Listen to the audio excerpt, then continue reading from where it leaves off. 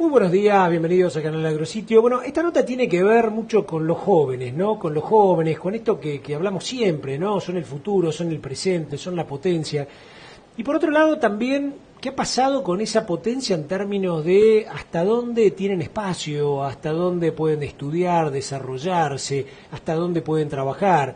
Yo tengo una hipótesis que justamente si dejamos liberadas muchas fuerzas del mercado, si liberamos al campo, a la agroindustria y dejamos que esto se desarrolle, ahí va a haber un montón de puestos de trabajo. Pero bueno, para sacar bien, para tener este dato bien de fondo, trabajado, investigado, lo tenemos al licenciado Eduardo Donza. Eduardo es investigador del Observatorio de la Deuda Social Argentina, Universidad Católica Argentina. Lo hemos tenido varias veces a Agustín Salvia, coequiper tuyo en esto, y bueno, y un gusto tenerte, Eduardo, acá, porque vos trabajás mucho en todos estos temas que tienen que ver con lo laboral, la pobreza, etcétera.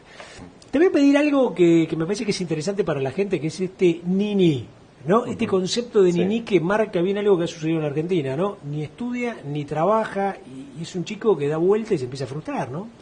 Sí, es un porcentaje que empieza a ser importante, ¿no?, de los jóvenes, cerca del 17% de jóvenes que no estudian, ni trabajan, ni buscan trabajo, ¿no? Y son diferentes realidades, así como uno no puede hablar de la población en general y medir todo con los mismos parámetros, en el caso de los jóvenes pasa lo mismo, ¿no? El porcentaje aumenta en forma importante en los hogares de nivel socioeconómico más bajo, ¿no? En especial en las mujeres, es decir, hay una tendencia a que las jóvenes de nivel socioeconómico bajo no estén desarrollando sus estudios, no estén trabajando, y muchas veces están al cuidado de sus hijos con la problemática de embarazos adolescentes, claro, o madres muy jóvenes, y si no, muchas veces también cuidando a sus hermanos, ¿sí?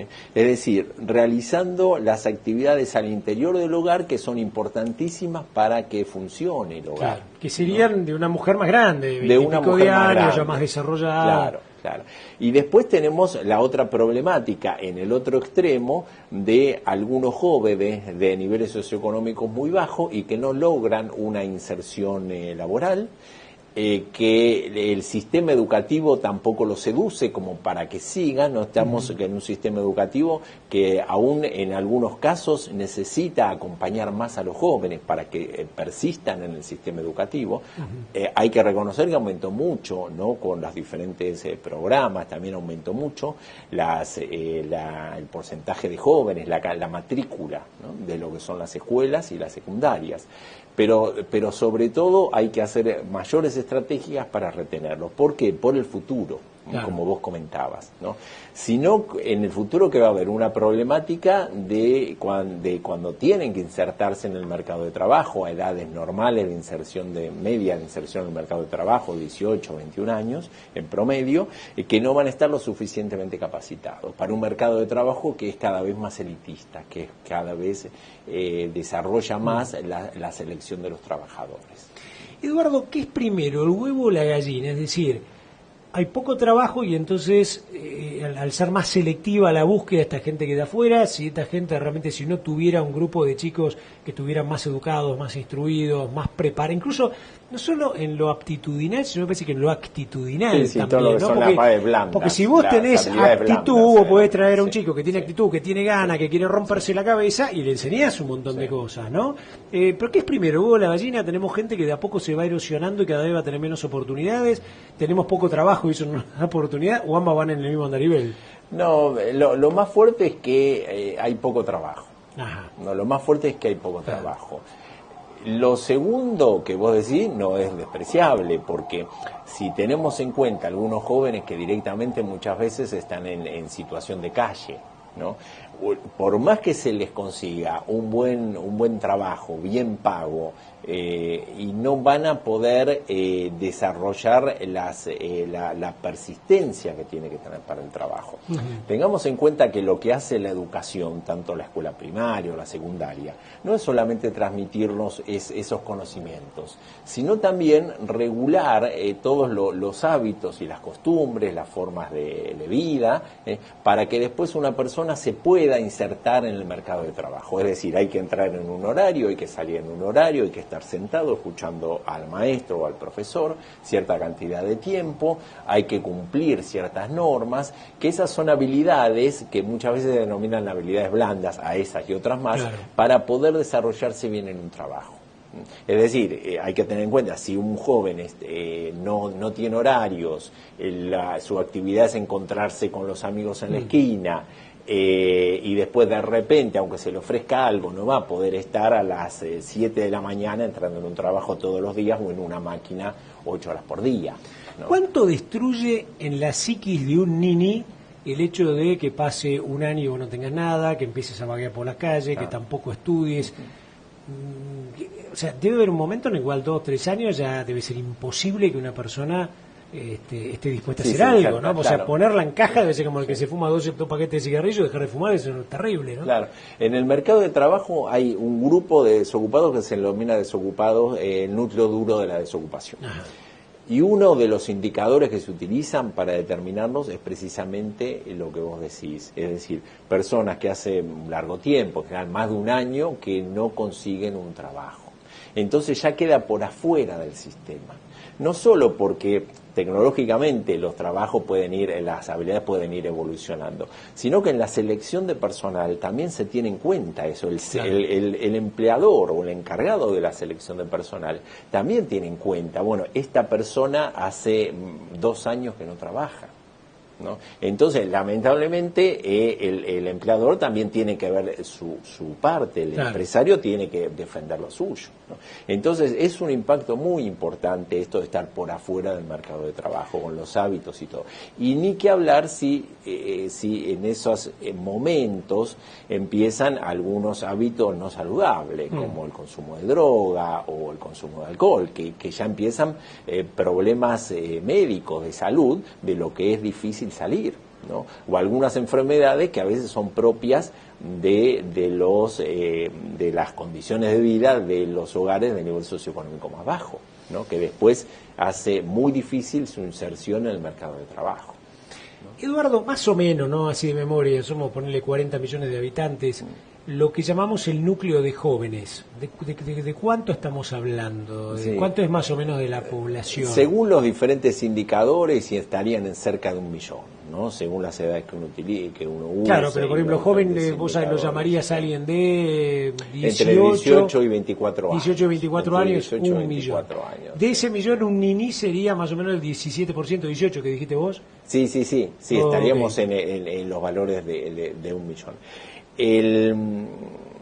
Hay esfuerzos desde el Estado con algunas políticas para insertarlos, ¿no? ¿Funcionan? Históricamente estaba el Jóvenes por Más y Mejor Trabajo del Ministerio de Trabajo, ¿no? Se le agregó y reforzó el Progresar, es decir, dándole una expansión mucho más grande a nivel territorial. El otro dependía un poco de las actividades del Ministerio de Trabajo en los municipios. Funcionan, pero hay que profundizarlos más para poder hacer un acompañamiento muy importante, porque lo que estos jóvenes necesitan es un acompañamiento, no es solamente que vayan a una oficina de empleo o otra institución del Estado, que se anoten, que hagan un curso y transferirles un subsidio, ¿no? Es decir, lo importante es un acompañamiento. Hasta hay espacios que se tuvieron que generar, que se denominan espacios puentes, entre estas situaciones de calle que hablábamos recién, y las posibilidades de poder asistir a una actividad de capacitación. Claro. ¿No? Tengamos en cuenta que no se puede hacer un trasvasamiento tan rápido, ¿no? Que muchos jóvenes están en situaciones muy difíciles. Vos trabajaste mucho, incluso me contaste, estuviste en el Ministerio de Trabajo, sos una persona que tiene habilidad. Sé que a veces me quedan dudas respecto a si uno tuviera políticas más activas, ¿no? ¿Cómo hacer que las políticas activas ayuden, pero que no haya vivos que se aprovechen de ello? Y ahora te explico por qué. Sí. Hasta no hace mucho uno tenía los famosos temas de pasantías. Yo soy docente, viste, un alumno de tercero, cuarto, quinto año, venía, se entrenaba, podía estar 6 meses, lo podías ampliar, etcétera. Después, pasado cierto tiempo, quedaba efectivo o se iba, buscaba otro camino, etcétera. últimamente, digamos, la última ley dice que vos podés tener un pasante cada, creo que no sé si 50 empleados, un número que, digamos, justamente va en contra de la pyme. O sea, vos tenés una empresa enorme, va a tener muchos pasantes y uno puede tener contrato. La otra es, si hay gente que no tiene trabajo y viene hace 2 años, uno podría tener una bolsa de trabajo donde diga, mirá, vos a esta persona la tenés, la contratás, tenela un año, si funciona bien, vos no pagás durante ese año cargas sociales o determinadas cosas o impuestos que vayan directamente al Estado y no a la persona, porque le tiene que pagar la obra social, pero digo, no le pague jubilación o cosas que de repente no le van a servir hasta dentro de muchos años. Algunas cosas que en algún momento creo que la gestión de Cavallo llegó a ser y algunos dijeron, bueno, que había estaba el vivo, que se aprovechaba de eso, entonces te rajaba vos, ¿no? Claro, que tenía que pagar y entonces contrataba a un chico, pero estas cosas, bien manejadas, hoy que hay cibernética, que tenés un montón de información, que vos ya tenés, che, Ricardo, mira, vos contrataste 10, pero rajaste 10, ¿qué hiciste? ¿Eso no funcionaría? Para que el empleo vaya más por lo privado que por lo público. Sí, se están desarrollando. Pero por los números que vos me dabas lento, claro, porque no levantan las estadísticas. A veces llama la atención que los empleadores no tengan el conocimiento suficiente. Llama la atención no por el lado del empleador, sino porque las estrategias de difusión tienen que ser mayores. Y también los que se denominan también políticas de transferencias, que vos nombraste es una, a los empleadores, es decir, bajar lo que es la carga en contribuciones patronales. Claro. Eso actualmente existe. Claro, el costo laboral, el mínimo, por ejemplo, el sueldo. Claro, por un año, por 2 años. O sea que vos digas, eso actualmente existe. En un momento se focalizó mucho en los beneficiarios de los programas de empleo. Es decir, todo esa evolución de los programas que fue desde el jefes y jefas de hogar desocupados, ¿no? Hasta terminar en el seguro de capacitación empleo. Entonces se focalizó mucho en eso. Lo que pasa es que los empleadores tenían un preconcepto muy importante con respecto a esos beneficiarios. Estaban más asociados a las protestas sociales que a la imagen de un trabajador. No sé si me explico. Claro, sí. Estaba decía, me traigo un tipo que me va a traer más de piola. Me va a traer un problema. Claro. Entonces, las oficinas de empleo, que son oficinas de empleo que dependen de los municipios, pero que están articuladas en una red del Ministerio de Trabajo a nivel nacional, eran las que tienen las actividades de difusión de eso. Entonces, ahí aparece otra cuestión muy importante, que es lo local y lo territorial, ¿no? Las estrategias, por eso para ver cómo se puede articular todo esto para que sea más eficiente, porque estas cosas existen, lo que vos decías. Hasta las pasantías se hicieron más rígidas porque estaban, algo muy típico, eran que sean mal usadas por los empleadores. Claro, bueno. ¿no? Que hagan otras actividades. Quitas el remedio porque un tipo se ultra dosificó, pero vos podrías perfectamente... Pero la cuestión territorial tiene mucho que ver. ¿Por qué? Porque cada territorio tiene un tipo de producción específica. Claro. Entonces, lo primordial es hacer un estudio de la producción territorial, ¿no? Y después de ahí ver cuáles son las necesidades de capacitación según los empresarios. Claro. Y las instituciones de formación profesional tienen que estar acordes a las necesidades de los empleadores, que está asociado a la producción. ¿Ves que hay que articular actores en lo local? Ahora, hay que articular, yo sé que tengo que es un principio que por ahí filosóficamente puede ser contrario a muchos, pero me parece que la simplificación ayuda en todo, ¿no?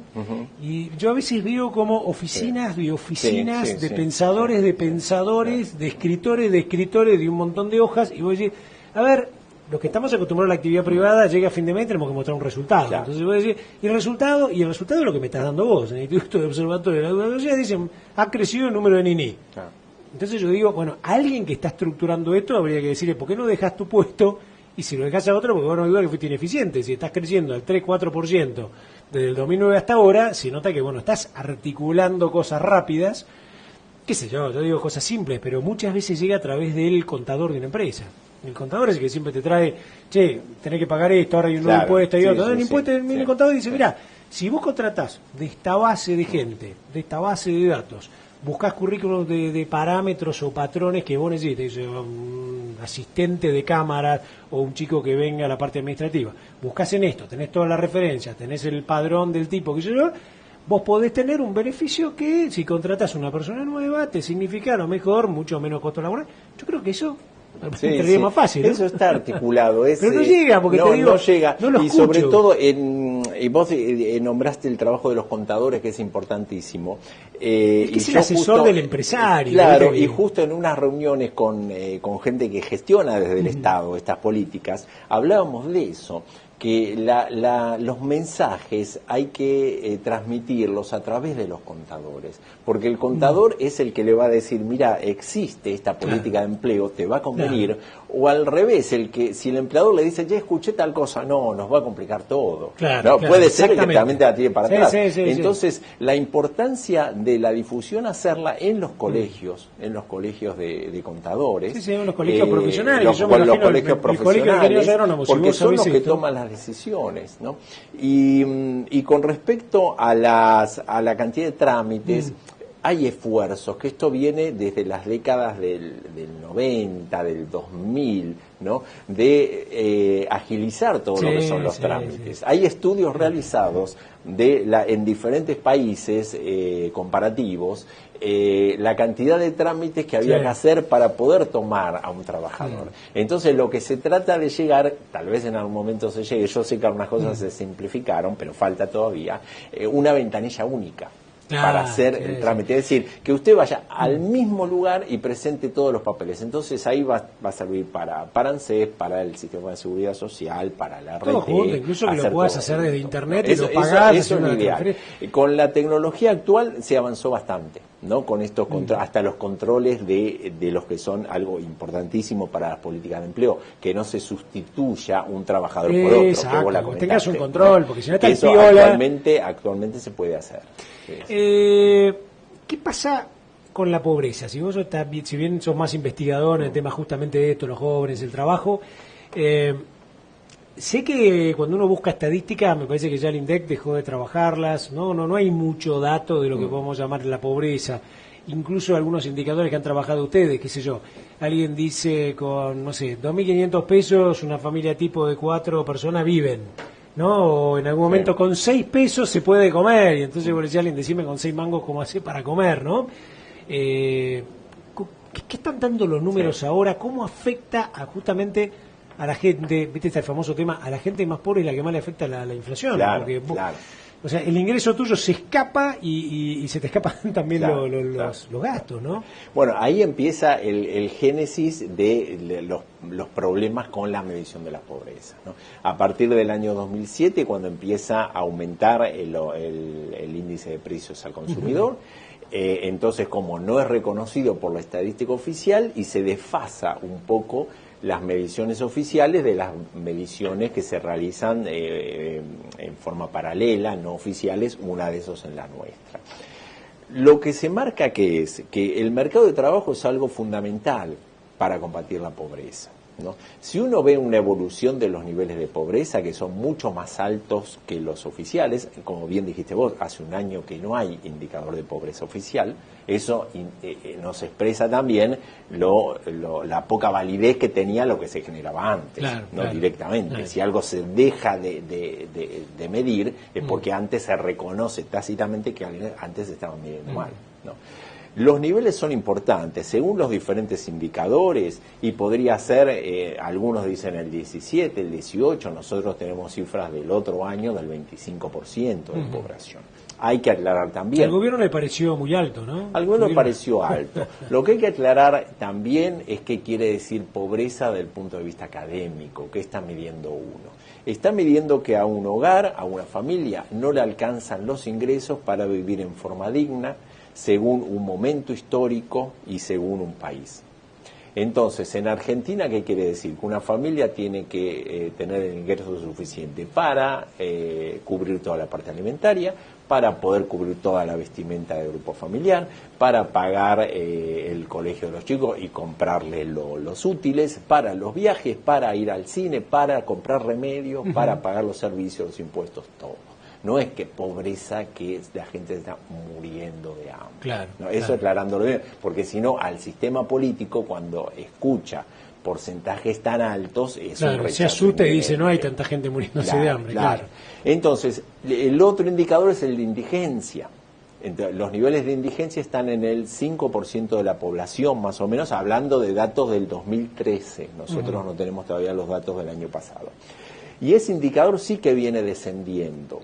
Y ahí se ve bien cómo las políticas de transferencias condicionadas que hace el Estado, la principal es la asignación universal por hijo, son eficientes para cubrir la parte de alimentos de la población, pero no para que la población pueda vivir en forma digna, lo que sería salir de la pobreza. ¿Sí? Que digno también es ir al cine periódicamente. Claro, por ¿no? supuesto. Sí, sí. Bien, entonces, la solución para poder salir de la pobreza viene del mercado de trabajo, tiene que venir del mercado de trabajo, ¿no? Históricamente, cerca del 85% del ingreso de los hogares proviene del mercado de trabajo. Ahí vemos el volumen de importancia que tiene el ingreso del mercado de trabajo. Después son las jubilaciones y las pensiones, las transferencias del Estado y algunos ingresos de tipo menores. En Argentina en los últimos años aumentó mucho el porcentaje del volumen de ingresos que no es del mercado de trabajo, ¿no? Pasó del 15% al 17% en los últimos años. Eso es lo que hace bajar la indigencia. Claro. Que a pesar de que en los últimos años no mejora el mercado de trabajo, no aumenta, al contrario, disminuye el nivel de indigencia, pero se estabiliza el nivel de pobreza. Ahí está la clave, que tiene que mejorar el mercado de trabajo para que la población pueda salir de la pobreza. Te hago la última. El Estado ha contratado enormidad de gente, ¿no? En los últimos 10 años es impresionante lo que ha crecido el empleo público. Es un empleo de calidad, es un empleo que cubre las posiciones de esta gente, es como dicen algunos, una olla de ñoquis, que de repente lo que tienen es una especie de subsidio encubierto. ¿Ustedes han hecho un estudio de cómo está funcionando esto? No puntillosamente, pero digamos, el empleo del Estado, ¿cómo puede aumentar, ¿no? Por lo que son los programas de empleo, ¿no? Entonces, en ese caso son parte de las políticas de empleo, son muchas veces parte de esas transferencias que realiza el Estado a los sectores de menores ingresos. Y también por las contrataciones, ¿sí? Claro. Que a veces es difícil medir por el volumen, con los métodos de encuestas, ¿no? Si uno tiene acceso, que es muy difícil, a la cantidad de contrataciones, ¿no?, que realiza el Estado, no como los empleados de planta, sino por los contratos, ¿sí?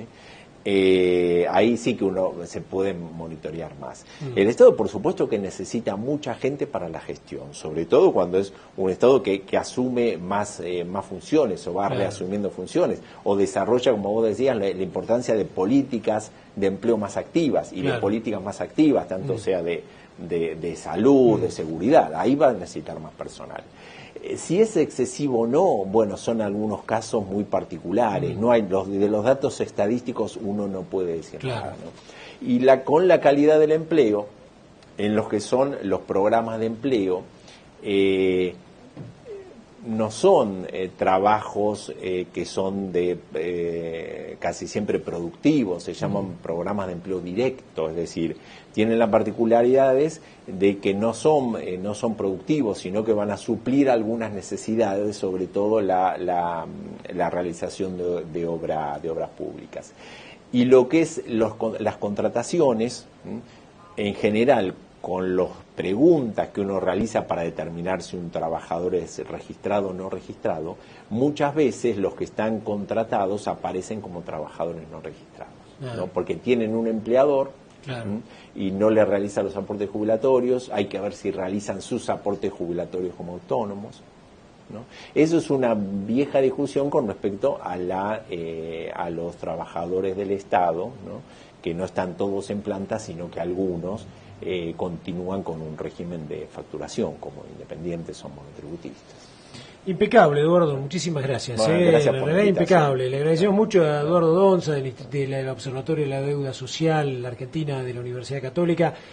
De verdad un lujo, porque nosotros de alguna manera también nos planteamos esto, ¿no? Tenemos un sector, hay muchos sectores, pero digo, hay un área que es el campo, que es la agroindustria, que es todo este fenómeno que se ha ido expandiendo que tiene mucho espacio para jóvenes, que tiene mucho espacio para un concepto que no lo tratamos, pero que es esto de crear más espíritu emprendedor. Claro, bueno, ¿no? eso es algo muy importante porque lo que vemos que el mercado de trabajo asalariado en ciertos momentos tiene un límite. Claro. Entonces, los microemprendedores, una linda lástima que no apareció antes, pero es uno de los caminos para poder aumentar la calidad del trabajo, claro. ¿no?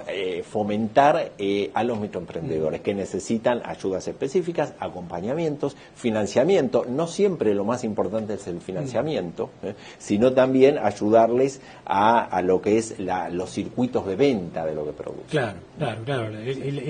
Incluso hasta la especialización, porque cuando uno dice emprendedores pueden ser, qué sé yo, 5 o 10, ¿no? Que individualmente cada uno haga algo, que lo trabajen cooperativamente. Hoy una de las cosas que me pareció fantástica, hablando de simplificación, fue la creación del monotributo. Claro. Es una cosa, pero excelente. Yo en un momento era monotributista, me acuerdo, era fantástico, pagabas un solo impuesto, estaba relacionado con tu facturación, de repente si no te iba bien vos te quedabas ahí, bajabas, subías, me parecía algo fantástico, fácil, simple, para una persona que no tenés que estar con todo, bueno, me parecen bárbaros los contadores, pero lleno de contadores, con esto, con impuestos, cuando vos lo que tenés que pensar, como dijiste, es elaborar algo, hacer una artesanía, un producto, ser, qué sé yo, plomero. Hay un monotributo social también para los que no tienen una actividad continua, que está bueno. También un monotributo social que pagan los meses que están facturando. Claro, eso es espectacular. Sí.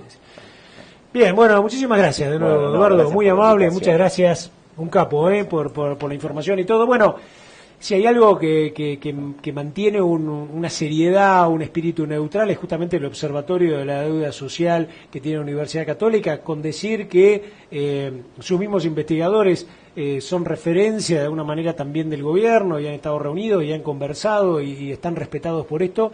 Creo que dentro de muy poco van a tener ya el informe de lo que va a dar el 2014, así que Eduardo, desde ya estás invitado a venir a contarnos qué novedades hay. Ojalá sean buenas.